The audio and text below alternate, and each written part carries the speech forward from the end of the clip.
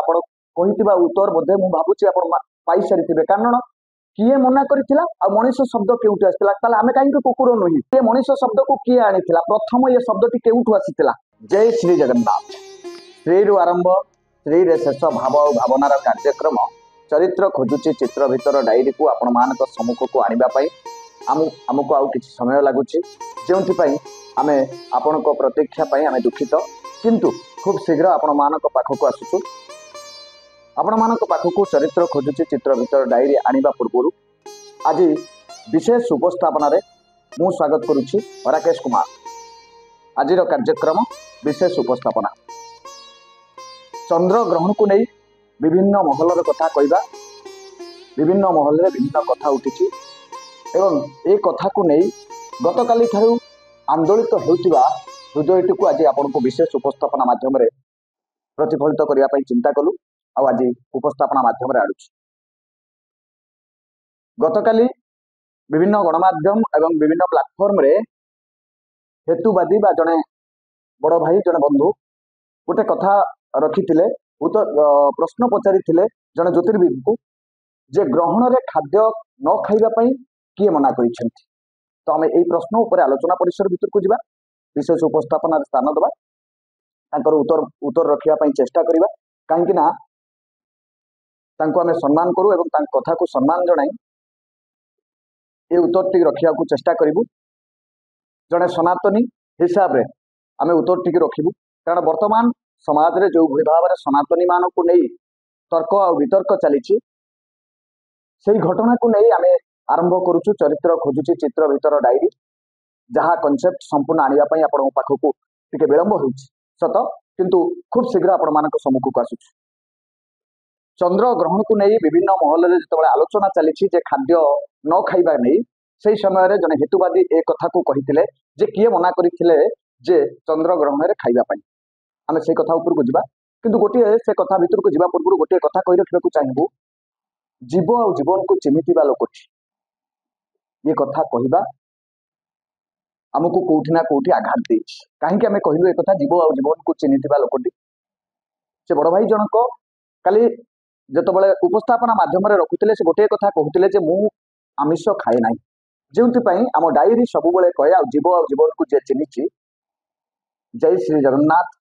Mission रे से जोड़ी हुई आमे जिबा जे तांकर प्रश्नर उत्तर भितर मनुष्य शब्द केउठु आसिला मु सरल और नम्रतार सहित उत्तरटी एई भाव रे रखिबा को चाहूची कथा को कौन से कंट्रोवर्सी भितर न नेबाकू काहेकि ना आमर ये गोटे निवेदन तांको पई कारण सनातनिक उपरे जो भଳି भाବରେ तर्क वितर्क चली वर्तमान यह आगामी पीढ़ी पर असुरक्षित हो पड़ी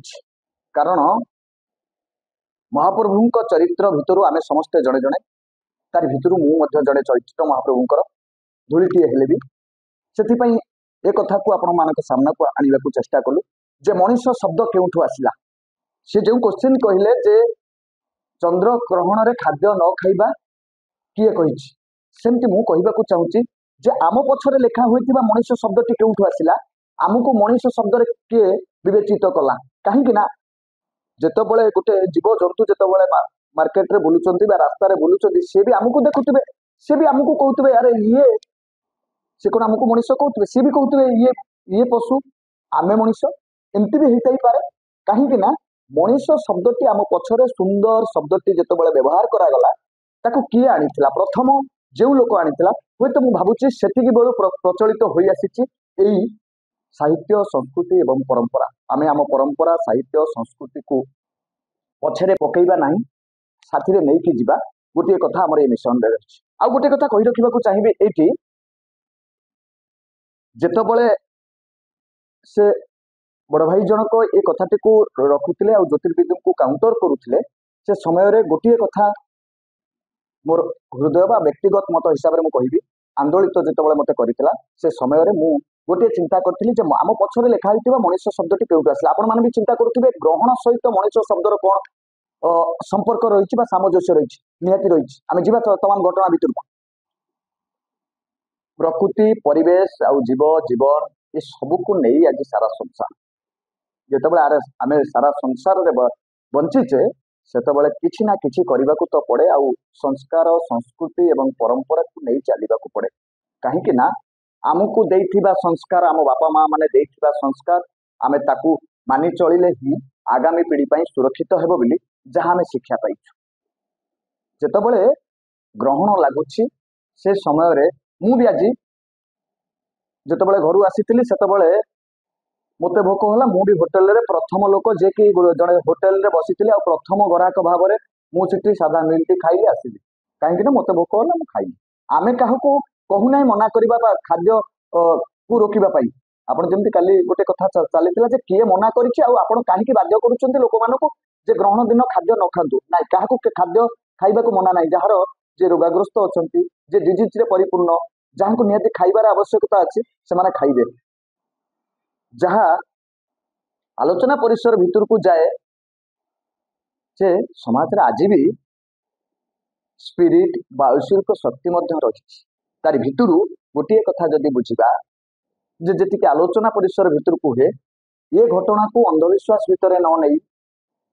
ବୈଜ୍ଞାନିକ ବନ୍ଧୁମାନଙ୍କୁ ମୋର ଗୋଟେ ନମ୍ରତାର ସହିତ ଅନୁରୋଧ ରହିବ ଯେ ଚନ୍ଦ୍ରଗ୍ରହଣ ଆଜି ଆପଣମାନେ ନିର୍ଣ୍ଣୟ କରୁଛନ୍ତି ବା ଚନ୍ଦ୍ରଗ୍ରହଣ କେଉଁ ଦିନ ହେବ ଆପଣମାନେ କହୁଛନ୍ତି, କିନ୍ତୁ ବାସ୍ତବରେ ସେଇ ଜାଗାକୁ ଯାଆନ୍ତୁ।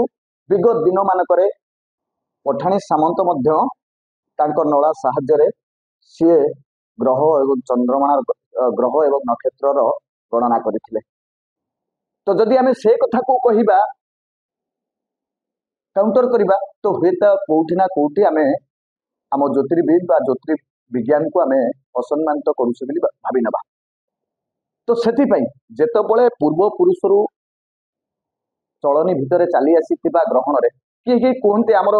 ମୁଁ ଶୁଣିଛି ଆମର ଜେଜେବାପା ମାନେ କୁହନ୍ତି ଯେ ଗ୍ରହଣ ଦିନ ଖାଇଲେ ଇଣ୍ଡାଇଜେସନ ହୁଏ ବା ଖାଦ୍ୟ ଗରିଷ୍ଠ ହେଇ ରୁହେ, ହଜମ ହୁଏ ନାହିଁ। ଆଉ ହଜମ ନହେଲେ ତ ବିଭିନ୍ନ ରୋଗାଗ୍ରସ୍ତ ମଣିଷ ବି ହବ। ତ କୋଉଠି ନା କୋଉଠି ଆମ ପାଖରେ ଗୋଟିଏ ଦିଗ ଆସିଛି। ଆପଣ କହିଥିବା ଉତ୍ତର ବୋଧେ ମୁଁ ଭାବୁଛି ଆପଣ ପାଇସାରିଥିବେ। କାରଣ କିଏ ମନା କରିଥିଲା ଆଉ ମଣିଷ ଶବ୍ଦ କେଉଁଠି ଆସିଥିଲା? ତାହେଲେ ଆମେ କାହିଁକି କୁକୁର ନୁହେଁ? ଆମେ କାହିଁକି ପକ୍ଷୀଟିଏ ନୁହେଁ? ଆମେ କାହିଁକି ଷଣ୍ଢଟିଏ ନୁହେଁ? ଆମେ କାହିଁକି ମାଙ୍କଡଟିଏ ନୁହେଁ? ଆମେ କାହିଁକି ଗଛଟିଏ ନୁହେଁ? ଆମେ କାହିଁକି ପଶୁ ପକ୍ଷୀଙ୍କ ଭିତରେ ଗଣା ହୋଇପାରିବା ନାହିଁ? କାହିଁକି ସେମାନେ ଆମକୁ ମଣିଷ ବଦଳରେ ଅନ୍ୟ କଣ ଡାକୁ ନଥିବେ? କାହିଁକି ଆମେ କଥା କହିପାରୁଛେ ବୋଲି ଆମେ କୁକୁରକୁ କୁକୁର କହୁଛେ, ଆମେ କଥା କହିପାରୁଛେ ବୋଲି ଗଛକୁ ଗଛ କହୁଛେ, ଆମେ କଥା କହିପାରୁଛେ ବୋଲି ପକ୍ଷୀକି ପକ୍ଷୀ କହୁଛେ, ଆମେ କଥା କହିପାରୁଛେ ବୋଲି ମଣିଷକୁ ମଣିଷ ମଧ୍ୟ କହୁଛେ। ଆମେ କହିପାରୁଛେ ବୋଲି ମଣିଷ, ଆମେ ଆମ ପଛରେ ସୁନ୍ଦର ଶବ୍ଦଟିକୁ ଆମେ ଯୋଡ଼ିଦେଲେ ମଣିଷ ପଣିଆ ଶବ୍ଦକୁ ଯୋଡ଼ିଦେଲେ। କିନ୍ତୁ ଏ ମଣିଷ ଶବ୍ଦକୁ କିଏ ଆଣିଥିଲା? ପ୍ରଥମ ଏ ଶବ୍ଦଟି କେଉଁଠୁ ଆସିଥିଲା? ତ ଏଇ ସଂସ୍କାର, ପରମ୍ପରା, ସଂସ୍କୃତି ଆଉ ଆମ ପୂର୍ବପୁରୁଷ ଦେଇଥିବା କିଛି ଅଭ୍ୟାସଗତ କାର୍ଯ୍ୟ ବା ଆମ ରୀତିନୀତି ଚାଲିଚଳନି ଭିତରୁ। ତ ମୋର ବୈଜ୍ଞାନିକ ବନ୍ଧୁମାନଙ୍କୁ ଗୋଟିଏ ଅନୁରୋଧ ରହିବ, ବାସ୍ତବରେ କିଛି ଲୋକଙ୍କୁ ନେଇ ଗୋଟେ ରିସର୍ଚ୍ଚ କରାଯାଉ ଯେ ଗ୍ରହଣ ଦିନ ଯୋଉମାନେ ଖାଉଛନ୍ତି ସେମାନଙ୍କ ପାଖରେ କଣ ପାର୍ଥକ୍ୟ ରହୁଛି ଏବଂ ଯୋଉମାନେ ନ ଖାଉଛନ୍ତି ସେମାନଙ୍କ ପାଖରେ କଣ ପାର୍ଥକ୍ୟ ରହୁଛି। ନିଶ୍ଚିତ ତ କିଛି ଫଳାଫଳ ବାହାରିବ। କାହିଁକିନା ଆମେ ମେଡିକାଲ ସାଇନ୍ସ ବା ବିଜ୍ଞାନକୁ ଦ୍ୱିତୀୟ ଭଗବାନ ଭାବେ ରୂପାନ୍ତରିତ କରୁ ବା ସମ୍ମାନ ଦଉ, କିନ୍ତୁ ସେ ଦ୍ୱିତୀୟ ଭଗବାନ ବା ଡକ୍ଟର ଯେତେବେଳେ ମେଡିକାଲକୁ ଅପରେସନ ଓଟି ଭିତରକୁ ଯାଆନ୍ତି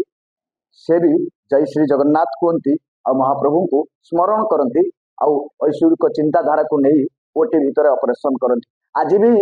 ସାଇନ୍ସ ବିଶ୍ୱାସ କରେ ଜଗନ୍ନାଥ ମହାପ୍ରଭୁଙ୍କୁ, ଶ୍ରୀ ଜଗନ୍ନାଥ ମହାପ୍ରଭୁଙ୍କୁ ଆଜି ବି ବିଶ୍ୱାସ କରେ। ଆଜି ବି ମହାପ୍ରଭୁଙ୍କ ପାଖରେ ସେ ଶରଣ ପଶି ଚରଣ ତଳେ ଶରଣ ପଶି ତାଙ୍କର ଓଟି ଭିତରକୁ ଯାଆନ୍ତି ବା ସାଇନ୍ସ କାମ